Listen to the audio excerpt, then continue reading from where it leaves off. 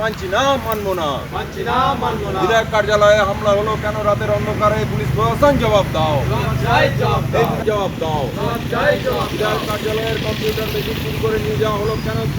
মানবো না। ভারত মাতা কি বিজেপি জিন্দাবাদ।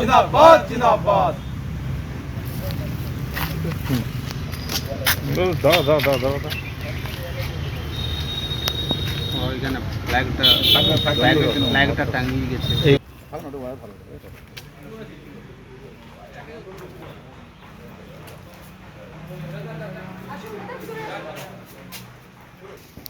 আমার ফটো নিচে কেন লাস্ট নিচে এখানে তিনটা ফ্যান ছিল দুটিকে দাদা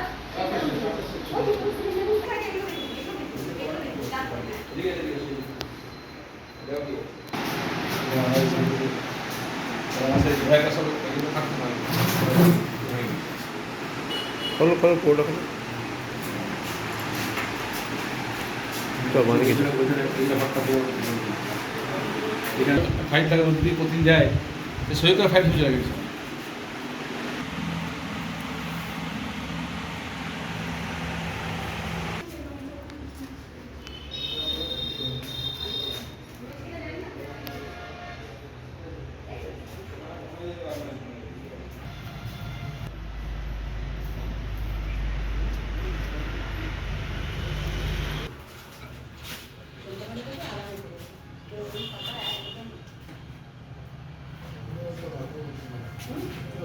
ওই তো আনতেছে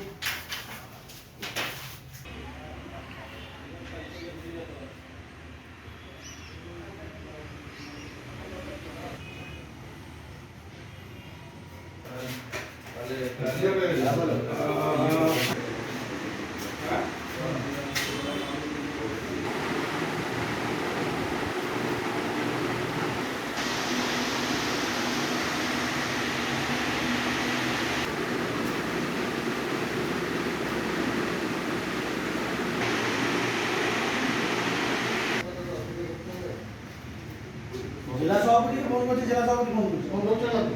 হ্যাঁ, এখানে ঘটনা হচ্ছে রেজাল্ট বেরোয়ার পর থেকে যেভাবে সারা বাংলায় চলছে, এটা দুর্গাপুর ব্যতিক্রম নয়। দুর্গাপুরে মোটরসাইকেল বাহিনী তারা এলাকায় মিছিল করে নাম ধরে ধরে আমাদের কার্যকর্তাদের বলছে আমরা গুটিয়ে নেব। ভিডিও বেরোচ্ছে, ওসিকে পাঠাচ্ছি, দেখছে, বলছি দেখছি, ব্যবস্থা নিচ্ছি, কিছু করছে না। গতকাল এই 54 ফুট এলাকাতে যারা মিছিল করেছে বিজয় মিছিল, আর বিজয় মিছিল করার পরে বিধায়ক কার্যালয়ে দুর্ভাগ্যের বিষয় পার্টি ভাঙচুর করেছে, আলাদা বিষয় আছে।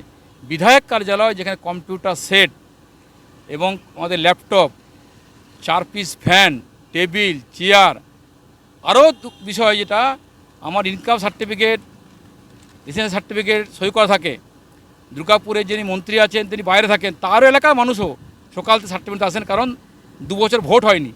তাই পুরো মানুষ এলাকা, পুরো পশ্চিম মানুষ সার্টিফিকেট আসেন, সার্টিফিকেট দিই, সার্টিফিকেট সই করার কাগজপত্র তুলে চলে গেছেন। এখন এই যে সই করা কাগজ চলে গেল, এটা যদি দুষ্কৃতাতে পড়ে যায়, কোনো অবৈধ লোক চলে যায়, তাহলে কী হবে? সেজন্য আমি এসডিওকে দৃষ্টি আকর্ষণ করতে চাইছি। এসডিও, ডিএম, ওসি তাকে জানাবো, চিঠি করছি, যদি সদুত্তর না পাই, কম্পিউটার ফেরত না পাই, কাগজপত্র ফেরত না পাই, তাহলে আমার ধর্নায় বসতে বাধ্য হব। এই যে ঘটনা ঘটেছে তার ধিক্কার জানাচ্ছি, প্রতিবাদ জানাচ্ছি। বিধায়ক কার্যালয়ে হামলা এর তীব্র নিন্দা করছি। তাহলে এর মানুষ সহযোগিতা পায়, মানুষ উপকার পায়। বিধায়ককে ভোট দিয়েছেন, আমি সকলে বিধায়ক, কে তৃণমূল, কে সিপিএম, কংগ্রেস দেখি না, সমস্ত সার্টিফিকেট প্রত্যেকে দেওয়া হয়। সেই কাজটা করলো ঘৃণিত কাজ। মন্ত্রীমশাইকে বলবো, বিধায়ক সভাপতিকে বলবো যে তিনি দেখুন বিধায়ক কার্যালয়ে এই যে কাগজপত্র চুরি হয়ে চলে যায়, তাহলে বাংলার ভবিষ্যৎ কী হবে, দুর্গাপুরের ভবিষ্যৎ কী হবে? মানুষ এই চোর দেখে প্রশ্রয় দিচ্ছেন, এই তোলাবাজি দিয়ে প্রশ্রয় দিচ্ছেন। কেন ঘটলো? কারা ঘটালো? এই দায় পুলিশকে নিতে হবে, দায় মন্ত্রীমণ্ডলকে নিতে হবে, দায় এসডিওকে নিতে হবে, না হলে আমরা ধর্নায় বসতে বাধ্য হব। টাইপ করতে হবে, এমনি কি বলা টাইপ করলে ভালো, টাইপ করে বার করাই এটা টাইপ করায় বার করা ফেসবুকে যাবে বল আমি এদের সেন্ড দিই, একটু সময় লাগবে, ঠিক আছে রাহুল কদিন হবে ওরা এখন যে এখন রাত করে লোক ছিল বলে ভাবতে পারেন।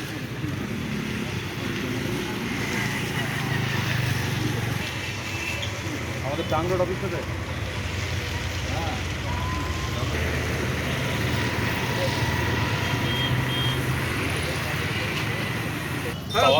ছিল ফেলতে গেলে একটা পালে শোনো না, একটা হাতুড়ি নিয়ে সোজা করো, তালা আমাদের মোদিবাবু থেকে শুরু করে নিচের যারা বিজেপির কর্মী আছেন তাদের অভিযোগ খালি তৃণমূলের বিরুদ্ধে।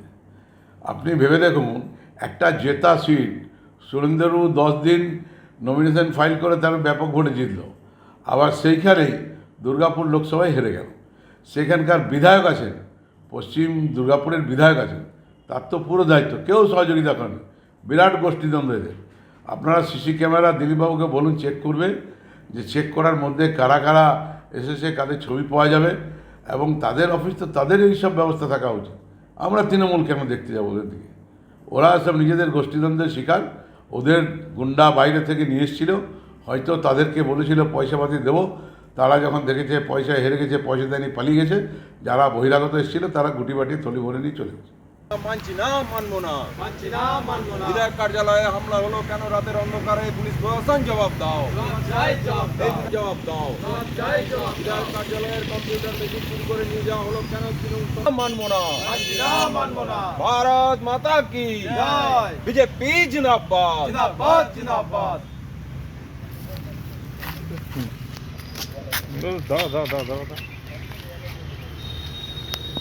ওইখানে ফ্ল্যাগটা টাঙিয়ে গেছে।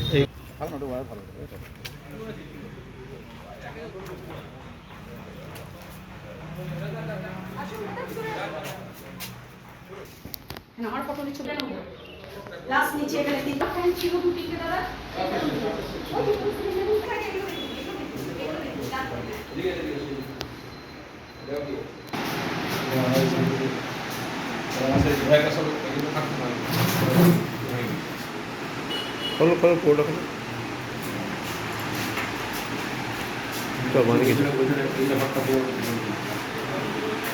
ফাইল টাকার মধ্যে দিয়ে প্রতিদিন যায়, সে সই করে ফাইল চলে গেছে।